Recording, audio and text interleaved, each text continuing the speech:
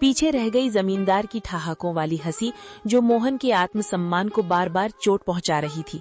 पर मोहन को नहीं पता था कि इस अपमान के बाद ही उसकी किस्मत का जादुई दरवाजा खुलने वाला था।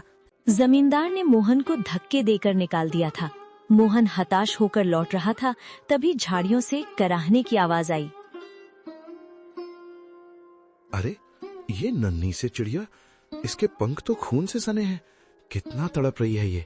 लगता है किसी बेरहम शिकारी का तीर इसकी रूह को छूकर गुजरा है। मोहन चिड़िया को हथेली पर उठाता है। चिड़िया कांप रही है। छोटी सी जान, तू क्यों रोती है? तेरा तो कोई घर भी नहीं जिसे जमींदार छीन ले। देख, मेरे पास तुझे खिलाने के लिए दाना तो नहीं है, पर ये पानी की आखिरी बूंदे तेरे नाम। मेरी प्यास से बड़ी तेरी जिंदगी है। मेरी धोती का ये टुकड़ा शायद तेरे घाव ना भर पाए, पर तेरी तड़प को थोड़ा आराम तो दे सकता है। मोहन अपनी फटी कमीज का कोना फाड़ता है और बड़ी कोमलता से चिड़िया की पट्टी करता है। अचानक एक तेज रोशनी होती है और चिड़िया एक दिव्य परी में बदल जाती है। मोहन, मैंने आज तक महलों में सोने के थाल में 56 भोग खाते हुए लोग देखे हैं, पर तुम्हारे जैसा अमीर दिल नहीं देखा। जिसके पास खुद के खाने को निवाला नहीं, वो अपनी फटी कमीज फाड़कर एक पक्षी का घाव भर रहा है। तुम्हारी इस निस्वार्थ करुणा ने मुझे विवश कर दिया कि मैं तुम्हारी मदद करूं। आप कौन हैं देवी? मैं तो बस एक साधारण इंसान हूँ। मैं तुम्हारी परीक्षा थी मोहन। ये लो, ये आलू और मटर के बीज साधारण नहीं है। इन्हें उस जमीन पर बोना जहाँ तुमने अपनी गरीबी के सबसे ज्यादा आंसू बहाए हैं। ये फसल तुम्हारी तकदीर बदल देगी। लेकिन याद रखना, ये जादू तभी तक रहेगा जब तक तुम्हारे दिल में दूसरों के लिए दर्द रहेगा। जिस दिन अहंकार आया, ये फसल पत्थर बन जाएगी। परी तो एक दिव्य प्रकाश पुंज बनकर आसमान में विलीन हो गई, लेकिन पीछे छोड़ गई मोहन को हक्का बक्का, निशब्द और कांपते हाथों में वो मखमली पोटली थामे हुए। मोहन अपनी जगह से हिल भी नहीं पा रहा था।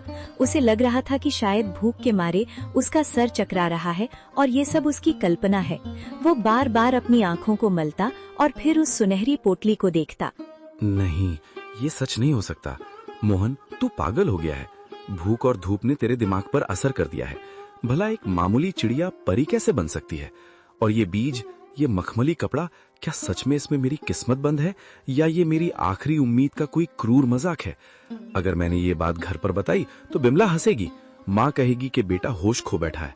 पर ये पोटली, इसका स्पर्श कितना कोमल है, जैसे किसी ने रूह को सहला दिया हो। वो पगडंडी पर चलते हुए बार बार पीछे मुड़कर देखता, जैसे उसे उम्मीद हो कि वो चिड़िया फिर से कहीं चहकती हुई मिल जाएगी।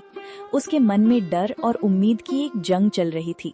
पैर थक कर भारी हो रहे थे, पर दिल की धड़कनें किसी अनहोनी की आहट से तेज थीं। मोहन जैसे ही घर पहुंचा, उसने देखा कि दीपक आंगन में मिट्टी से खेल रहा है और बिमला चूल्हे के पास बैठी सूखी लकड़ियां बटोर रही है।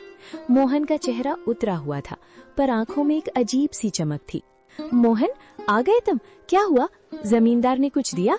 तुम्हारे हाथ खाली क्यों हैं? और तुम ऐसे कांप क्यों रहे हो, जैसे कोई डरावना सपना देख लिया हो? बिमला, माँ, जल्दी इधर आओ। आज जो हुआ, अगर मैं अपनी आंखों से न देखता तो कभी यकीन न करता। मैं पागल नहीं हुआ हूँ, पर आज कुदरत ने मुझसे बात की है। क्या हुआ बेटा? तू इतना घबराया हुआ क्यों है? शांत हो जा, पहले पानी पी। माँ, आज रास्ते में मैंने एक घायल चिड़िया की जान बचाई। उसे पानी पिलाया, अपनी कमीज फाड़कर उसकी पट्टी की, और फिर पलक झपकते ही वो चिड़िया एक नुमानी परी में बदल गई। उसने कहा कि वो मेरी परीक्षा ले रही थी। उसने मुझे ये बीज दिए हैं माँ। उसने कहा कि ये जादुई आलू और मटर हैं। अगर इन्हें सच्चे मन से बोया जाए तो ये हमारी तकदीर बदल देंगे। बिमला हैरानी और अविश्वास से, परी? मोहन, क्या कह रहे हो? कहीं भूख के मारे तुम्हारी तबीयत तो नहीं बिगड़ गई? इस जमाने में परियां कहाँ आती हैं? हमें मेहनत से रोटी नहीं मिल रही और तुम करिश्मे की बात कर रहे हो? बिमला, मुझे भी यकीन नहीं हो रहा था। रास्ते भर मैं खुद को यही समझाता रहा कि मैं सपना देख रहा हूँ। पर देखो इस पोटली को, क्या ये किसी गरीब किसान के घर की चीज लग रही है? माँ, जब उस परी ने मुझसे बात की तो मेरे दिल का सारा बोझ उतर गया। उसकी आवाज में वही ममता थी जो तुम्हारी आवाज में है। उसने कहा, जब तक मन साफ रहेगा ये फसल सोना उगलती रहेगी। बेटा, इस दुनिया में जो हम देख नहीं पाते, इसका मतलब ये नहीं कि वो होता नहीं है। तेरी ईमानदारी का सिला देने खुद विधाता किसी न किसी रूप में आते ही हैं। बिमला, शक मत कर, ये बीज नहीं, ये हमारे सब्र के आंसू